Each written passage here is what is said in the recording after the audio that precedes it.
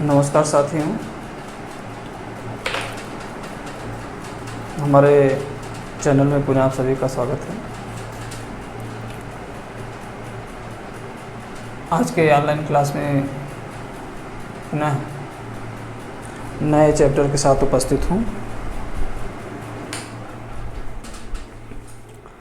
जैसा कि पिछले वीडियो में भी हमने चर्चा किया था, संविधान के महत्वपूर्ण अनुच्छेद। तो संविधान के महत्वपूर्ण अनुच्छेद भाग 5 करके था, यानी कि जो अनुच्छेद भाग 5 करके था, तो अनुच्छेद 213 से पीछे वाला अनुच्छेद जितने भी थे उस पर हमने चर्चा किया था। भाग 6 के अंतर्गत देखते हैं कि इसके अंतर्गत कितने अनुच्छेद ऐसे हैं जो इम्पोर्टेंट हैं, ठीक है ना। तो भाग अनुच्छेद 213 के बाद, है ना, 213 के बाद अनुच्छेद 214 आता है, ठीक है ना। इसके संबंध देखते हैं।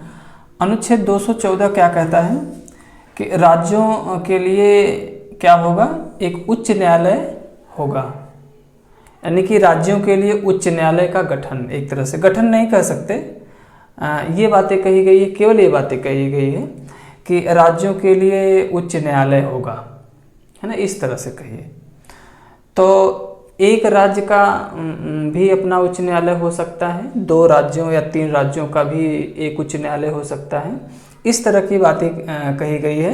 यानी कि उच्च न्यायालय होगा, अवश्य होगा, यानी राज्यों का उच्च न्यायालय होगा, ये बातें कही गई है, न कि गठन की बातें कही गई है। गठन तो अनुच्छेद 216 में है, ठीक है ना। तो होने की बात जो है, हाई कोर्ट के होने की जो बात कही गई है, अनुच्छेद 214 कहता है। तो जैसा कि आप पूर्व कक्षाओं में भी इससे अवगत हैं कि चूँकि जो सुप्रीम कोर्ट होता है ना, जिसे उच्चतम न्यायालय कहते हैं, तो ये पता ही होगा, ये तो छोटी सी बात है कि सुप्रीम कोर्ट एक होता है पूरे भारत का, जो दिल्ली में है, और प्रत्येक अपने राज्यों का उच्च न्यायालय है ना, हाई कोर्ट है। तो मैंने बताया भी अभी कि 2-3 राज्य मिला के भी हाई कोर्ट का गठन हो जाता है, या स्वयं एक राज्य का भी अपना हाई कोर्ट है। तो इस तरह से बातें जो कही गई हैं अनुच्छेद 214 के अंतर्गत कही गई हैं। चलिए अगला अनुच्छेद देखते हैं, अनुच्छेद 216। 216 क्या कहता है कि उच्च न्यायालय का गठन। अब उच्च न्यायालय का गठन कैसे होगा, ठीक है ना, उसकी स्थापना कैसी होगी, उसका गठन कैसे होगा, उसमें न्यायाधीश कितने होंगे, ठीक है ना, और उसका जैसे भूभाग क्षेत्र, ठीक है ना, ये सारी बातें जो हैं उच्च न्यायालय के संबंध, यानी उच्च न्यायालय के गठन के संबंध में प्रावधान किया गया है। तो इस तरह से जो उच्च न्यायालय के गठन के संबंध में बातें कही गई, यह मुख्यतः किसमें कही गई, अनुच्छेद 216 में की गई। तो इसकी जो गठन इसका होगा तो कौन करेगा, है ना, कैसे होगा, इसका भूभाग कितना होगा, इसका क्षेत्र कितना होगा, सारी बातें जो हैं यह अनुच्छेद 216 के अंतर्गत की गई हैं। तो इसी तरह से एग्जाम में भी प्रश्न आते हैं कि उच्च न्यायालय का गठन पूछ देता है कि राज्यों में उच्च न्यायालय के गठन के संबंध में प्रावधान जो है संविधान के इस अनुच्छेद में किया गया है। तो अनुच्छेद कितने में, 216 के अंतर्गत किया गया है। अगला देखते हैं, अगला है अनुच्छेद 226, ठीक है ना। अनुच्छेद 226 क्या कहता है, कुछ रिट निकालने की उच्च न्यायालय की शक्ति, है ना। तो कुछ ऐसे रिट होती हैं, रिट पिटिशनर होती है, याचिका होती है, जो उच्च न्यायालय से निकालने की शक्ति प्रदान की गई है। तो इस तरह से अनुच्छेद 226 कहता है कि कुछ रिट निकालने की उच्च न्यायालय की शक्ति। तो जो रिट यानी याचिका तो दायर की जाती है, उसकी बातें कह रहा है ये। अगला है अनुच्छेद 227 क्या कहता है, अनुच्छेद 227 कहता है सभी न्यायालयों के अधीक्षण की उच्च न्यायालय की शक्ति। तो सभी न्यायालयों के अधीक्षण की उच्च न्यायालय की शक्ति, यानी कि जो हाई कोर्ट से नीचे की न्यायालय हैं, जैसे सिविल कोर्ट हैं या जिले की जो न्यायालय होती है, तो क्या है, उसके अधीक्षण की जो शक्ति है वो उच्च न्यायालय को प्राप्त है। जैसे भाई राज्य है तो राज्य का अपना हाई कोर्ट है, उच्च न्यायालय है, और उस राज्य में जो ज़िले हैं उनका भी जिला जो सेशन कोर्ट होती है या जिला न्यायालय होता है, इस तरह से जो होती हैं तो वो उसकी अधीक्षण की शक्ति जो है उच्च न्यायालय को प्रदान की गई है। तो जैसे जिले के न्यायालय छोटे होते हैं, है ना, और हाई कोर्ट जो है वो पूरे राज्य का होता है, उच्च न्यायालय होता है। तो इस तरह से अधीक्षण की जो शक्ति है वह उच्च न्यायालय को प्रदान की गई है। नेक्स्ट देखते हैं अनुच्छेद 243। अनुच्छेद 243 से अनुच्छेद 243 है ना, यह 16 विषय में विभाजित है। 16 विषय हैं इसके लिए, विषय 16 विषय है। यानी अनुच्छेद 243 में क्या है, 243 में क्या है, पंचायतों की परिभाषा दी गई है। यानी कि अनुच्छेद 243 से 243 ये 16 विषय में विभाजित है। इसमें क्या प्रावधान किया गया है, पंचायतों के संबंध में प्रावधान किया गया है। जो पंचायती राज व्यवस्था है जिसे आप स्थानीय स्वशासन कहते हैं, ठीक है ना, इसमें पंचायतों का चुनाव भी जो चल रहा है, ठीक है। तो ये पंचायतों का जो उल्लेख किया गया है इसके संबंध में भी देखेंगे। ये तो पंचायत जो पंचायती राज व्यवस्था, भारत में पंचायती राज व्यवस्था एक तो चैप्टर ही है, बहुत लंबा चलेगा, आगे टाइम मिलेगा अगला क्लास में इसी से लूँगा। तो बराबर ये पंचायतों के गठन के संबंध में टॉपिक ही है वो। तो पंचायतों के गठन हमने पीछे पूर्वोक्त कक्षाओं में हमने बताया था कि संविधान के भाग 9 है ना, संविधान के भाग 9 जो पंचायतों के गठन के संबंध में प्रावधान करता है, और अनुसूची कितना हमने बताया था, अनुसूची 11 बताया था। भाग 9 और अनुसूची 11 में, ठीक है ना, अनुच्छेद 243 से 243 में यानी कि 16 विषयों में पंचायतों के संबंध में प्रावधान किया गया है। तो ये हो गया पंचायतों के गठन के संबंध में प्रावधान। मोस्ट इम्पॉर्टेंट है ये, बराबर कंपटीशन में भी पूछता है कि पंचायतों से एक आध दो प्रश्न आते हैं। इसमें चुनाव भी चल रहा है, हो सकता है कंपटीशन में इस तरह से जो आप वनडे एग्जाम देंगे तो एक आध दो प्रश्न जोड़ सकता है, या तो पूछ दे पंचायतों के संबंध में, यानी कि वो भाग पूछ दे कौन से भाग में वर्णन किया गया है, या अनुसूची पूछ दे किस अनुसूची में वर्णन है, तो इस तरह से पूछ सकता है। तो भाग 9 और अनुसूची 11 में पंचायतों के संबंध में प्रावधान किया गया है। साथ ही साथ अनुच्छेद 243, तो 243 जो है यह पंचायतों की परिभाषा है। उसके बाद 243 फिर 243 क, 243 ख ग, इस तरह क ख ग घ च इस तरह से। तो 243 से 243 16 विषय इसके लिए हैं, ठीक है।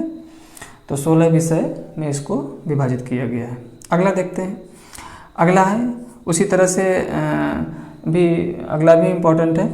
अनुच्छेद 243 से 243 यह 6 तक है ना, यह 6 तक का वर्णन है, यानी कि इसमें 18 विषय है। 18 विषय इसमें क्या उल्लेख किया है, नगर पालिकाओं के संबंध में प्रावधान किया गया है। तो जैसे पंचायतों के संबंध में प्रावधान किया गया है, तो स्थानीय स्वशासन में भी 2 व्यवस्थाएं हैं, एक पंचायती व्यवस्थाएं हैं, एक नगर पालिका से संबंधित व्यवस्थाएं। जैसे ग्रामीण क्षेत्र की एक व्यवस्थाएं हैं, एक शहरी क्षेत्र की व्यवस्थाएं हैं, ठीक है ना। जैसे ग्रामीण क्षेत्र की जो पंचायतें हैं वो अलग कार्य करती हैं, और नगरीय क्षेत्र की जो पंचायतें हैं वो अलग उनका कार्य है, ठीक है ना। बाकी त्रिस्तरीय आपके यहाँ पंचायती राज व्यवस्था है। तो त्रिस्तरीय यानी कि नगर में भी त्रिस्तरीय है और ग्रामीण क्षेत्र में भी त्रिस्तरीय है। तो क्या है, हाँ, इसके लिए संविधान के भाग 9 का और अनुसूची जो जोड़ी गई थी, अनुसूची 12वीं अनुसूची और भाग 9 का और अनुच्छेद 243 से 243 यह 6 तक यानी 18 विषयों में नगर पालिकाओं के संबंध में उल्लेख किया गया है। मोस्ट इम्पॉर्टेंट प्रश्न है ये, बराबर कंपटीशन में पूछा जाता है। तो इसके लिए भाग, अनुसूची, अनुच्छेद तीनों विषय इसके इम्पोर्टेंट हैं। हाँ, आगे की तरफ चलेंगे। अगला अनुच्छेद कौन सा है इम्पोर्टेंट, अनुच्छेद 249। अब 249 क्या कहेगा, अनुच्छेद 249 क्या कहता है, राज्य सूची के विषयों में जो राष्ट्रीय हित में हो, हाँ, जो राष्ट्रीय हित में हो कानून बनाने की संसद की शक्ति। अब देखिए, यदि हाँ, संसद को राज्य सूची के विषयों पर कानून बनाने की शक्ति कब प्रदान की जाती है या कब प्रदान की गई है, तो कब कब, या तो जो विषय राष्ट्रीय महत्व के हों तो भी संसद जो है राज्य सूची के विषयों पर कानून बना सकती है। और दूसरा ये है कि यदि आपातकाल की उद्घोषणा हो और आवश्यकता अनुसार राज्य सूची के विषयों में अगर संशोधन करना हो या राज्य सूची के विषयों पर कानून बनाना हो तो भी संसद कानून बना सकती है। इस तरह की बातें हैं। तो दो कंडीशन ऐसे हैं जिस कंडीशन में राज्य सूची के विषयों पर संसद कानून बनाती है। पहला है अनुच्छेद 249 के अंतर्गत, यानी कि जो राष्ट्रीय हित में हो तो कानून बनाने की संसद की शक्ति होगी। और अगला है अनुच्छेद 250। अनुच्छेद 250 में क्या है, यदि आपातकाल है ना, तो यदि आपातकाल की उद्घोषणा हो, है ना, तो यदि आपातकाल की उद्घोषणा हो तो भी संसद को यह अधिकार है कि राज्य सूची के विषयों पर कानून बना सकती है। तो यह अनुच्छेद 249 का प्रश्न अलग है, अनुच्छेद 250 का प्रश्न अलग है। 49 क्या कहता है, राष्ट्रीय हित में, और 250 क्या कहता है कि जब आपातकाल की उद्घोषणा हो तब। ठीक है ना, दोनों प्रश्न अलग है। अगला अनुच्छेद है अनुच्छेद 263। 263 क्या कहता है, अंतर्राज्यीय परिषद के संबंध में प्रावधान करता है।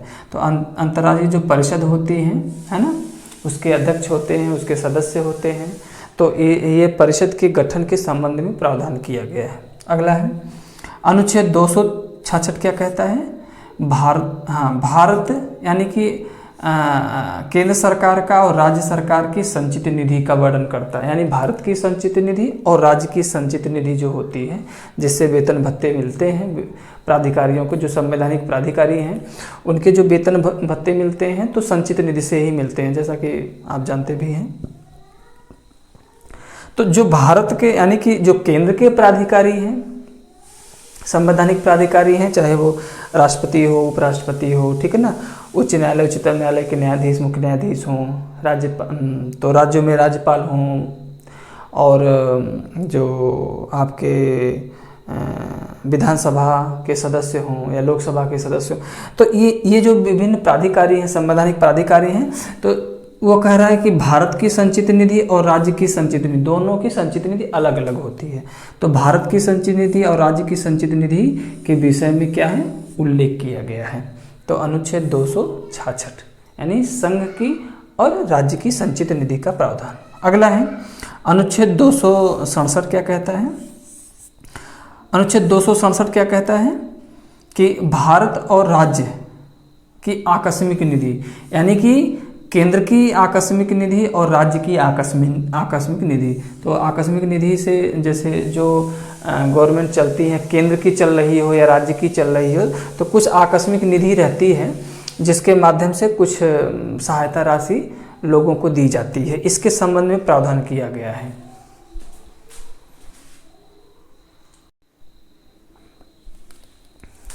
हाँ, तो अनुच्छेद 267 के विषय में बताया कि आकस्मिक निधि की, ठीक है ना।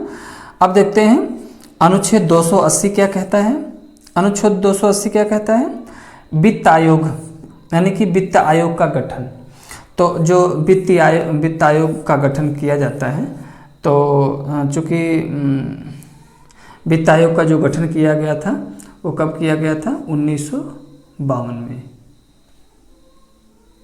है ना, 1951 में, सॉरी 1951 में, यानी कि वित्त आयोग का जो गठन किया गया था 1951 में किया गया था।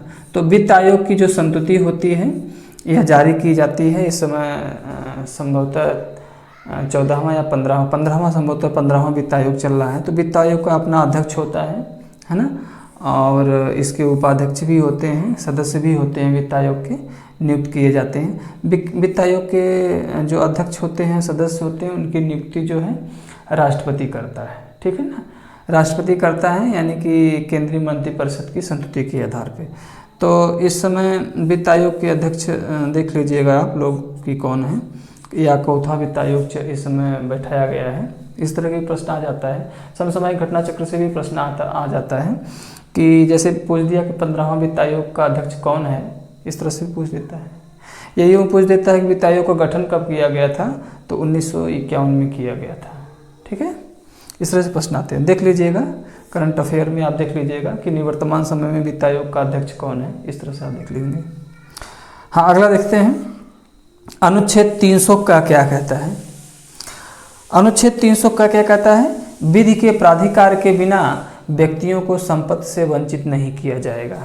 यानी कि जब तक विधि यानी विधि के प्राधिकार यानी विधि यानी कानून के संबंध में कह रहा है कि कानूनी रूप से यानी कि जो संपत्ति का अधिकार है, ठीक है ना, वो कैसा अधिकार बना दिया गया? कानूनी अधिकार बना दिया गया या विधिक अधिकार बना दिया गया या कॉन्स्टिट्यूशनल राइट बना दिया गया। तो किसी भी व्यक्ति को बिना विधि के प्राधिकार के बिना, है ना, बिना कानून की सहमति लिए या जो कानून कहता है उसके आप संपत्ति से वंचित नहीं कर सकते। यानी कह रहा है कि जब तक कानून ना कह दे, है ना, तो किसी व्यक्ति को आप उसके संपत्ति से वंचित नहीं कर सकते। यानी संपत्ति का जो अधिकार था पहले, जैसे मौलिक अधिकार था, तो मौलिक अधिकार 7वां मौलिक अधिकार था, तो संपत्ति के अधिकार को यानी मौलिक अधिकार की श्रेणी से निकाल दिया गया।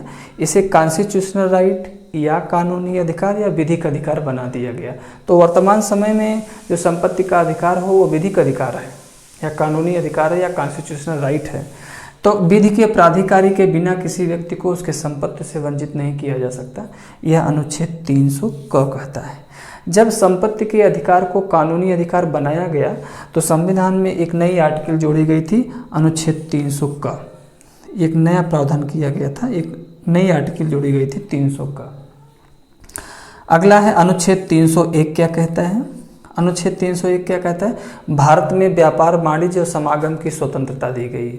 तो भारत में आप कहीं भी व्यापार कर सकते हैं या वाणिज्यिक गतिविधियों को जन्म दे सकते हैं या समागम कर सकते हैं, आयात निर्यात कर सकते हैं, ना, इस तरह की जो स्वतंत्रताएं दी गई हैं यह अनुच्छेद 301 के अंतर्गत दी गई हैं। तो अनुच्छेद 301 क्या कहता है? भारत में व्यापार, वाणिज्य एवं समागम की स्वतंत्रता, ठीक है ना। अगला क्या है?